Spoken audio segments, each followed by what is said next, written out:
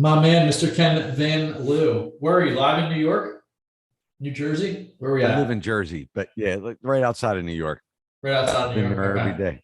Yeah, Love it. but Yeah, I was live born from New in York. Absolutely. live from New York. I love it. Yeah, I was born in Trenton, New Jersey, but came to Baltimore suburb area when I was like 3 or 4. Lived there my whole life pretty much. Yeah, I owned a bunch of. I used to work Mercer County every week. Yeah, I had a Mhm. couple pieces of property in Trenton. Yep, that's where I entered, Mercer County. Talking Yep, to yep. talking to some solid Mid-Atlantic guys. But excited to have you on the show, man. Excited I got to meet you a few months ago at the Family Mastermind. Get introduced to you a little bit there, see what you're doing. That's where I originally heard about flipping New Jersey, flipping USA, doing a bunch of stuff with other people's money. Primarily a developer now, but pretty much doing almost everything in the real estate game and across all different type of asset classes. So this is an exciting interview for me to pick someone's brain, not only on mindset, but just like how you go from single family real estate to all these different asset classes and skyscrapers and getting people to come film you in New York for documentaries, which we may touch on. But would love to hear you in your own words, Ken. And want to thank you for coming on the show. Everything you have going on now with real estate, and we'll kind of talk about how you built and scaled yourself into all these different asset classes. No, absolutely, absolutely. Thank you for the introduction. I appreciate it. It's my pleasure to be here and to give value to the listeners. And we're real excited because I joke and I tell people that my overnight success only took 33 years, Mhm. 256 days, 17 hours, and 13 minutes. But yes, we were selected for the Dennis Quaid Viewpoint Project. We're creating a documentary, Real Estate Today, Keys to Investing. They're coming to New York City to film the $1 billion project we did in Brooklyn, New York, and a couple other skyscrapers. And real excited about that. But the one thing I always like to say is, you know, how do we break it down so the everyday person can get started? And I know you mentioned a couple times, how to get started. I started very unusual. I started from the top down, I guess you could say, no pun intended, Mhm. and today, we're doing mixed use development, which encapsulates every market sector. We have literally a CVS pharmacy on one of our projects, affordable and market rate housing, commercial office. We have restaurants, hotels, self storage, flex office, residential flats, townhomes. So different types of residential. And I found that in the pivot that I had to make in the last year, where New York City became very peculiar, Mhm. a lot different. I took the approach. I would joke. I said, I'm going to start building skyscrapers horizontally now. So, we picked up like close to 50 acres in New Jersey. We have another 45 acres in North Carolina. So we're doing mixed use development throughout the country. Amazing, man. One thing that you're good at explaining, and I want you to hit on, we're going to talk about your story, but just simplifying real estate for like, I forget the term that you used, but instead of making it this 20,000 pound gorilla, making it like the size of like a young chimpanzee, like simplifying it and kind of Yeah. taking out like Yeah. I guess for lack of a better term, like scary aspects out of that when we're talking skyscrapers and buying 50 acres at a Yeah. time. Yeah, and this is coming right from a guy that was pretty confused. I wasn't the sharpest tool in the shed in high school. I basically made it because I was an all-state football player. But when I went to college, I created the 6-year plan. Met my wife taking Calc 2 for the third time. Finally, ended up going to NJIT and um when I got into real estate, I knew how to build projects and I became really good at building, but I didn't know anything about real estate. I knew I had a job, I was building for other people, and I had a 6-figure debt. So I was like, this is not going in the right direction. I'm building these really tall $100 million buildings and I'm the one in debt. So Mhm. there was no mathematical I guess connection there for me. It was very incongruent. So I figured out, how do I take this, I called it top down experience, and figure out how to do my first deal. And since I know how to build, my first project was a $17 million assisted living that I was able to pay myself some fees. So I came out of the box. And then years later, I kind of took my formula that I did on that project and applied it to fixing and flipping. And, flipping USA was, not many years ago, probably 6 or 7 years ago, where we proved that out. So, so that's kind of what we're doing and how we've made it applicable. But to answer your question, I don't want to hijack the call here. I want No, to this is all say you, man. It's something. good stuff. Yeah, I broke it down just to keep it simple, because when I went into real estate, and we talked a little bit about it, you have like the CRM, you're like data machine. Like when I started, there was classified ad papers. I don't even know if you know what that is, Mhm. but you look in the back of the newspaper and you see what properties were for sale. And that's how I learned how to find real estate. And then when I got into construction, I learned how to call architects and engineers, go, hey, what's on the drawing board? Like, what do you got coming out? And I found my first project through that source. But as I learned how other people found projects, I put together what I believe is a very, very, positively proven system that finds real estate. So I break real estate down. You got to find it, you have to fund it, and you have to facilitate it. So, I teach how to find, and then there's all types of funding, unlimited funding. So we get a little bit into the funding aspect, and then facilitating, which I've turned into an expert over the years, because as you develop a project, you realize, wow, developing real estate actually includes every aspect of real estate. You have to buy something, you have to get the financing, you got to figure out what's the floor plan, how are people going to live, how you're going to lease it. It's really like doing almost a multi-family acquisition. So I find that breaking it down into those three components, it enables me to teach people that think they're trying to either put their arm around a 1,200-pound gorilla or trying to eat an elephant, saying like, okay, guys, the gorilla can be as big as it is. Let's just break it down. Like, how do you find your first deal? How do you fund your first deal? How do you facilitate your first deal? Let's just take one bite of the elephant at a time.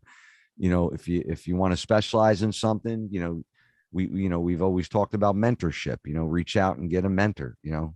Tony Robbins was my mentor in life. He taught me a lot of personal aspects, and real estate. A lot of the people that were my mentors, you never heard of. You go to these masterminds, like, oh, Ron LeGrand's my mentor and Lou Brown's my mentor. My mentors were people like John Norris, who built Olympia, built Olympia, York. He built Canary Wharf in London. It was the largest project in London. He came to New York. He built Battery Park, the largest project. I think it was in the country at that time. Yeah. So these were my mentors that would say, okay, meet me on the job site tomorrow at 6:00, Ken. We're going to walk the job. I'm like, okay, John, I'll be there at 6:00 with bells and whistles on. And that's how it started, Mm-hmm. What do you think is what are like some of the biggest things you learned from Tony Robbins personally, as far as like your own mental operating system?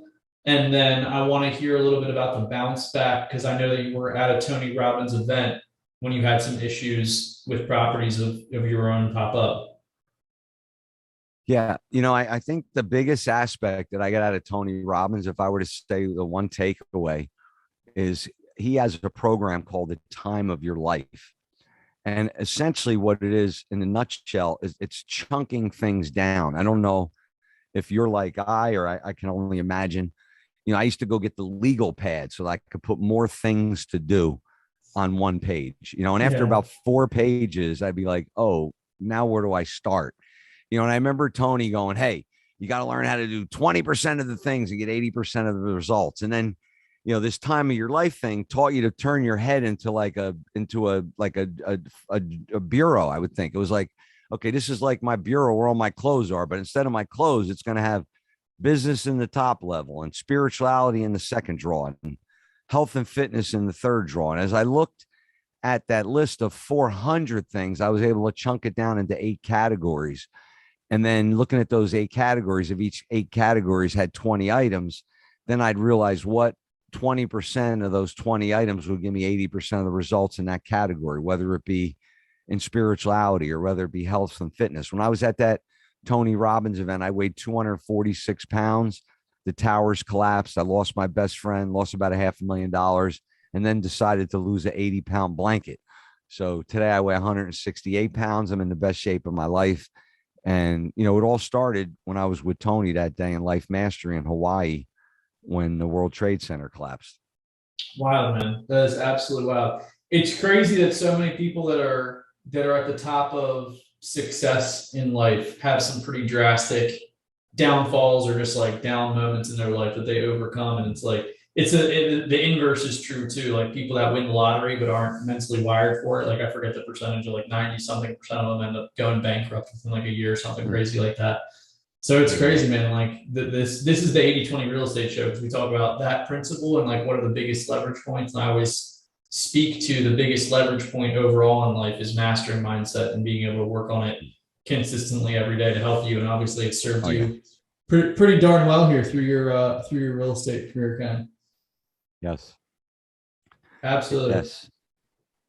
Yeah. I mean, I've had to, pretty much screw my head on straight every day. So, it's just a constant, uh, thinking it through, having, which sometimes it's hard, when you start at a young age, running skyscrapers and managing 600 people plus, you're just telling people what to do all the time, and, that mindset that you could just tell people what to do all the time doesn't work. So then Yeah. when things, the old fashioned way, my mentors were like, you could scream and yell once in a while. Like you can't really scream and yell anymore. It's a whole different society. You have to be able to influence, and you have to be able to enroll people. You have to be able to have a dialectic view. You have to allow people to see your vision and almost allow them to think it's their idea. There's nothing wrong with that. If you want to get to the outcome, you have to take whatever steps necessary to reduce friction to get to where you want to go. Everything has friction, and you could be trying to push something across, sandpaper, or you could be trying to push it across ice, and whatever your friction coefficient is going to determine how easy you get to your outcome. Mm-hmm. That's one of the main points for your business model with flipping New Jersey and flipping USA, using other people's money to scale with less friction, right? I wouldn't necessarily say it was the flipping USA, flipping NJ. I created that on my first project. It was a 113 bed assisted living. It was a $17 million project that I did with other people's money and other people's experience. Flipping USA was purely for me to test that my formula worked for Mm-hmm. residential, because I was tired of listening to all the gurus say you can do wholesaling without any money. Yes, you can, but if you want to do 137 wholesale deals in 1 year, you better have a lot of your own money. Okay. Yeah. So, I came into flipping USA.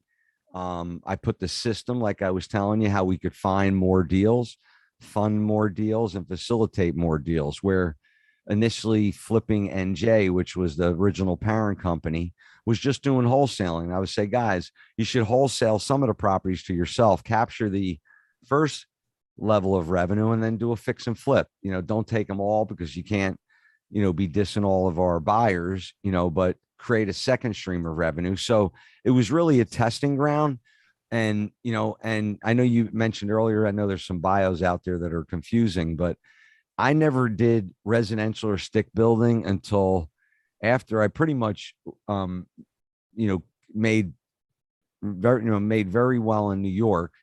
And then in 2000, after 2008, when I just decided to kind of do some other stuff, that's when I started doing the residential in New Jersey. And my first residential project stick bill was 52 condo units at Union train station next to Keene University, which was one of the first transit villages in New Jersey, because it was a direct line to New York City. So that's just, kind of telling you how it formed. It was kind of a reverse down, top down thinking where, I took this skyscraper mentality, did a $17 million project, and then kind of figured out how someone could take what I learned building skyscrapers and apply it to an everyday residential transaction. And that's where I believe now that we provide, a full spectrum of educational behind the whole development business.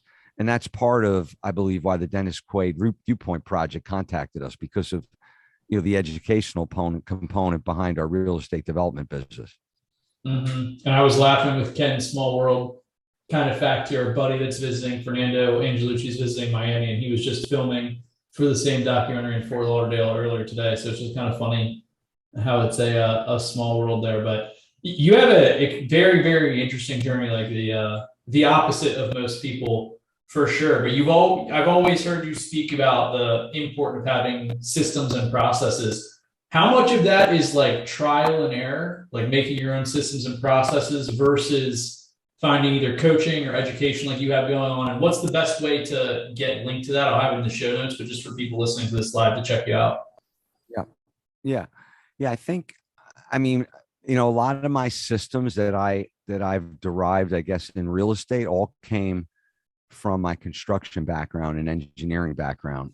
Mm-hmm. And education wise, I studied as a civil engineer, which I guess is the nerd side of me because I like running around and having fun, and all that kind of stuff. But, so I was very numbers orientated. So, when we would develop these 100 million, projects, I was very start from the budget, how to buy it, how to schedule it, how to manage it on a daily basis. And all of those systems that I was using to build these $100 million buildings, 100,000 square foot projects, I kind of took little parts and pieces of it and then, created some of the systems around find, fun, and facilitate. And, I guess I would say they're kind of like my own systems. They're different than the stuff out there, but I'm not saying that the systems out there don't work. They have data systems out there that, people, they get data, they do mailers, they find people that want to sell houses. I never did it that way. I was more of like a relationship guy. Like I used to get those classified ad papers and I would call the deals and I knew I couldn't buy just to talk to the guy to ask him like, hey, do you know anybody and that's how I established relationships. And one call led to another. And, today I don't really look for deals. They kind of just come to me, and, it's interesting, but, I may have went on a tangent there because we got so many, good things we're talking about here. Yeah, amazing stuff, man. I love it. And I mean, that's something everybody can do. And I like how you phrase it too, of calling, a deal that you may not potentially get, asking if there's other leads. It's kind of like a mindset of doing whatever it takes, talking to whoever needs to be talked to, taking calc three times, taking calculus a few times to find another, long-term, lifetime deal. But I think that speaks to anybody that's listening to this of just quality conversations and be open to, thinking that you can attract these deals to you. Like I'm probably going to clip that line that Ken said, like, I don't really look for deals, like deals just come to me. And I think that has a lot to do with mindset, but also just a foundational, almost like guerrilla marketing of yourself and networking. Yeah. Yeah. And I'm going to give you one trick because I've done it so many times, but I recognized it in my last raise where I call it a micro distinction because I literally raised $3.7 million on one phone call. And I noticed that, and I don't know if it's a result of COVID but people need to be like understood and heard more, I think, Mm-hmm. now more than ever. And, I noticed that, with people, I listen for, for transformation with people. And I noticed that, I forgot the exact point that I was going to make. I always do that because I go into like 5 different tangents here. Bring me back to the topic that you wanted me to answer there. Well, we were kind of talking about like mindset of your like, because you've done so much foundational work and just like networking that you don't even really need to look for deals. Deals come to you. Oh, I got it. Deep emotional rapport and merging ecosystems. So what I noticed that my difference when I get on a phone call, where normally before when I was raising money, it was like all about business. So the one difference that I started to make during COVID is I would say that I improved my compassion and empathy. And I was listening for what people were like dealing with. And in that, I learned how to create a deeper emotional rapport. And if I was literally talking to somebody and I was like, oh, wow, your son's sick and how he's doing. And, oh, you have children? Oh, how many kids you have? And the next thing you know, I'm talking about their kids. And the person's telling me like, yeah, Friday, I got whatever. But, and they start telling you about what their kids are doing or what. When you're having a conversation with someone about what's really important to them, a whole new realm of possibility opens up for you. I mean, it's crazy because they're then interested in what they can do to help you. And when I started talking to people where I guess I would say a higher level of compassion, empathy, listening for what's important to them, what they really care about, and then leaning in to those things and spending a little bit more time, almost following what I call is the 1/3, 2/3 rule, where if they're not talking at least 2/3 at a time, telling you about what's really important to them, then you're not on the right track for the outcome you want. You may get it, but you're going to get it so much faster when you have a deep emotional rapport. And the other thing I learned, and thank you for bringing me back on track, so many things race through my mind, is the merging of ecosystems is so important. And what do I mean by that? So, my whole life I used to hear about this like 6 degrees of separation, and you'd go, and you might do it as a young man.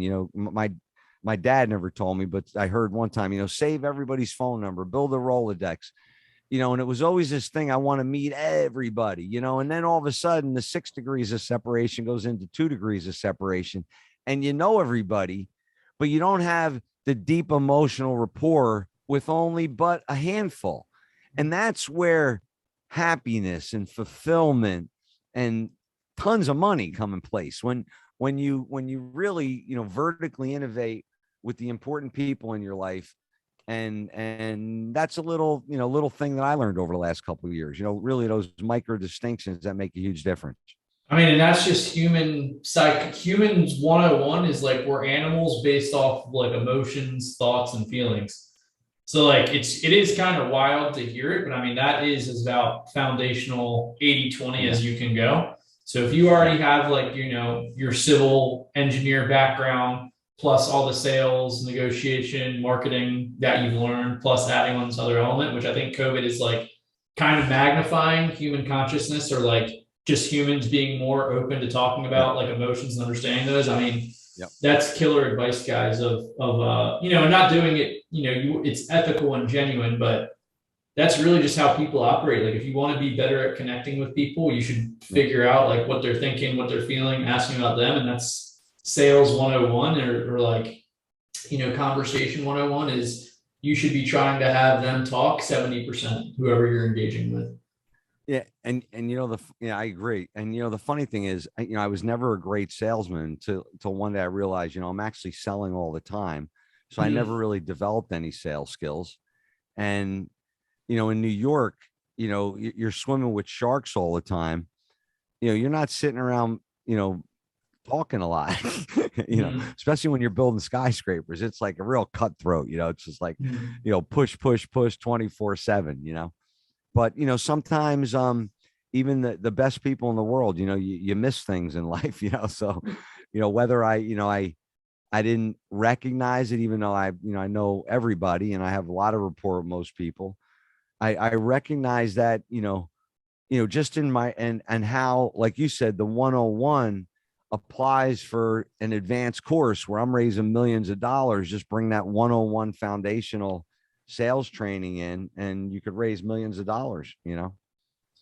One thing for me, I've wanted the last couple of years, it's been like on the top of my mind of like, man, I want to have a CRM or a role, like a digital Rolodex, essentially, like your dad would say, of like all the relationships in my life, personal, business, things like that. It's interesting to hear you. What's the expression? Like a mile or an inch wide, but a mile deep. Like that's almost how you see it with relationships, which I totally agree with. Like, but it's interesting seeing both perspectives, like trying to build as big of a network as possible, like as many people as possible, or just going smaller circle, really, really deep. So like, and that starts with providing value, I'm sure, right? Like that's the best way to network is like you're going to them, just providing value, helping them out, hearing them out, just talking life. Yeah. Yeah, no, and I'm not saying there's any right answer, but I agree.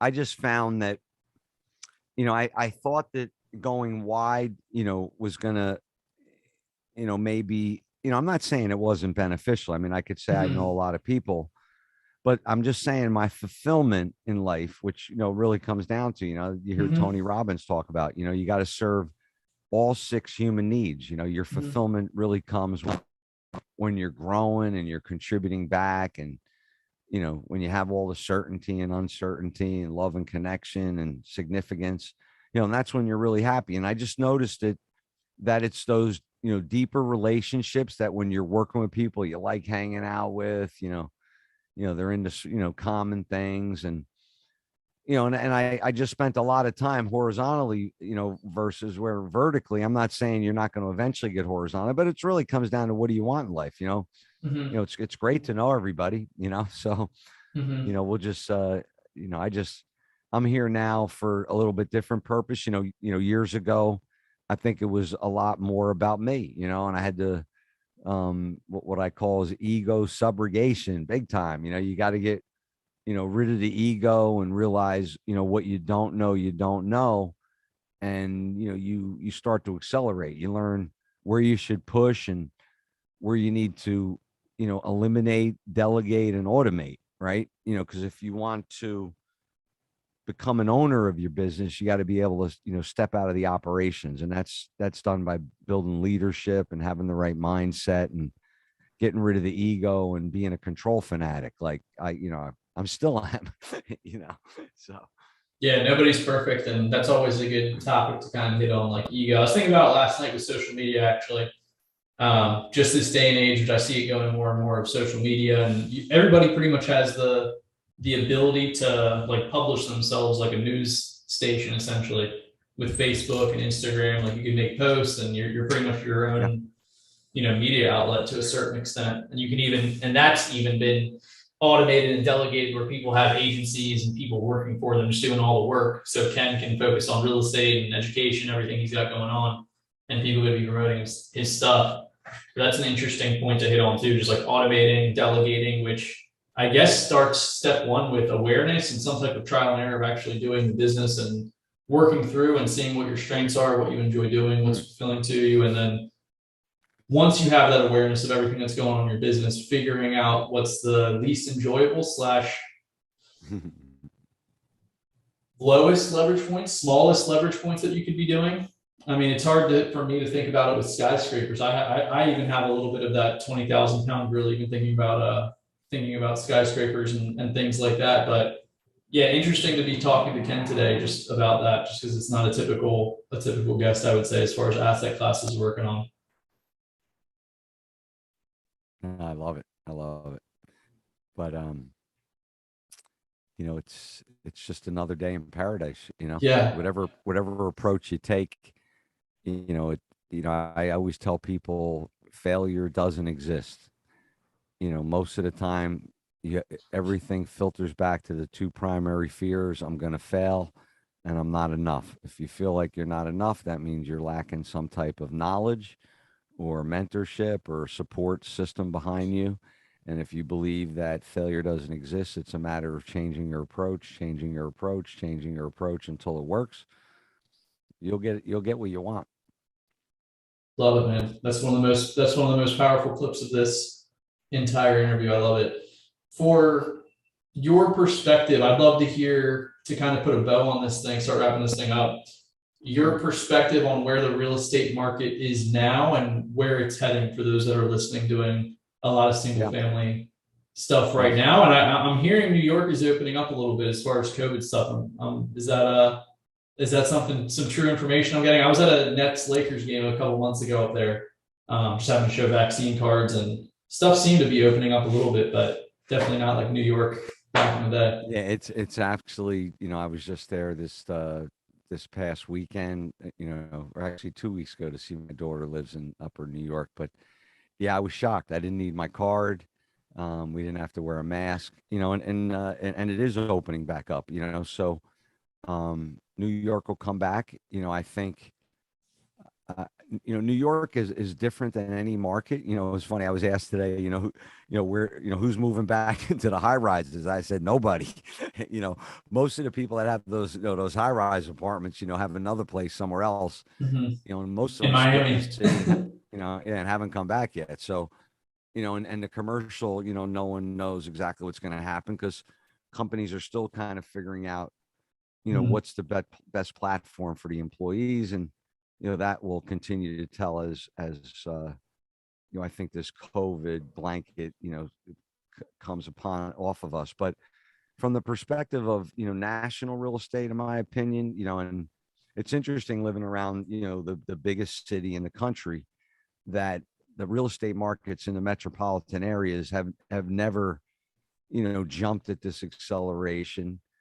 In the bidding wars that I heard about, it was funny because my friend Sean Quinn, he's the son of the famous actor Anthony Quinn, sent something out the other day that it's like one deal for 35 buyers, and the market is such a frenzy, from that perspective. So people are like, oh my gosh, what's going to happen? And yes, everything's being escalated, but we also know that because of COVID and because people are out of work, there's going to be another frenzy and fallout, millions of foreclosures again.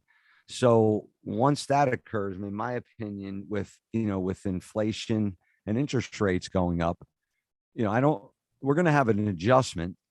I don't think there's going to be, what I considered a collapse in 2008, but there will be an adjustment, which is, I think, going to further, escalate the foreclosure. Because, if you're bidding $100,000 more for a house and there's one little glitch, it's going to drop below what you paid for it. And unless you put a lot of equity down, you may be upside down. So like anything else, nothing's really changed in the sense, you're going to get the same outcome if you push the envelope that we've happened in every cycle. Like I said, but I don't think this is going to be, a crash like in 2008. There'll be some upset. I think what we're really going to happen over the next 2 years is going to be the fallout from COVID, and then, we'll try to kind of figure out what's really happening. But the retail sector is really, I believe, getting disrupted by the internet. It was further disrupted by COVID. It continued to struggle. I don't know, like one restaurant owner that's actually making money these days. It's just a brutal business. But I was talking to people today about, repositioning strip malls into actually, destinations and affordable housing and things like that.